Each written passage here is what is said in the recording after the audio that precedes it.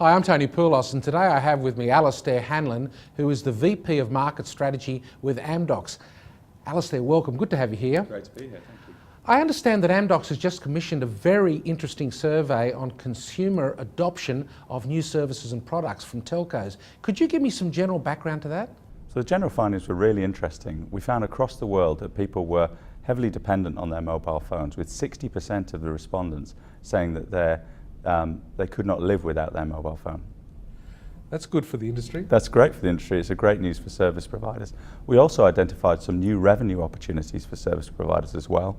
And also we understood how empowered the customers feel about choosing service plans for themselves. So let's deep dive into the area of customer retention.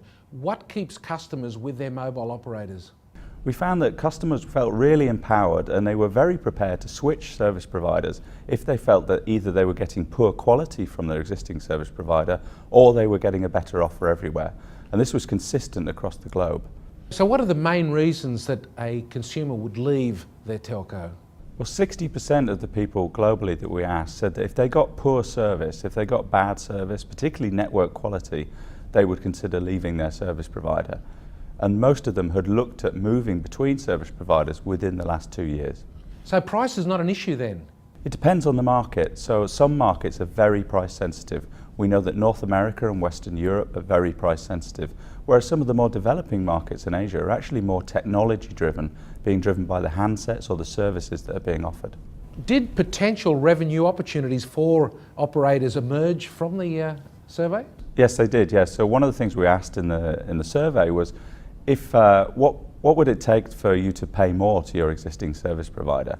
And most of the respondents, up to 40% of the respondents in some cases, came back with new ideas for services that they could offer. Things like sharing a data plan between different devices, between tablet devices and phone devices, things like mobile health or mobile wallet services. Those kind of things were services that consumers were willing to pay for and willing to pay more for. So consumers are actually aware of these things?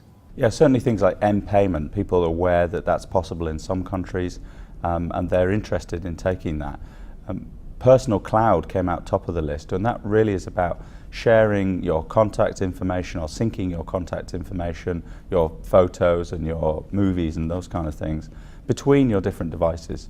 So being able to take your content that you have on your mobile device, make it available on your home TV or on the PC, and also synchronizing and backing that data up. So that was one of the services that consumers were definitely prepared to pay more for.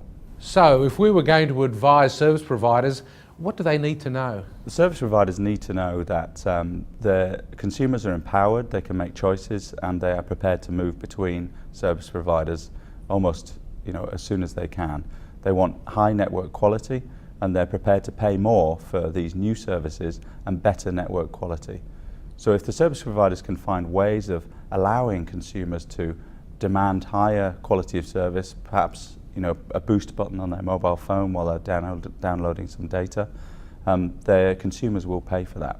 You surveyed customers and subscribers across many regions. Is the Asia Pacific or APAC region any different? It's fascinating. APAC's a very diverse region with both highly developed and developing countries. What we saw in the developing countries was that there was a huge adoption of new technology. Things like Facebook, social networking on the phone, sharing of photos between people using their phones, and instant messaging. We saw that in the rest of the world, the adoption rate was about 50% of the people we asked, whereas in those markets in Asia, it was more like 80%. So they're really adopting this new technology. Alastair, thanks for spending time with me today, and thanks for giving me some of the results of that survey. I'm sure it's going to be very interesting for operators worldwide. Thanks for the time, Tony.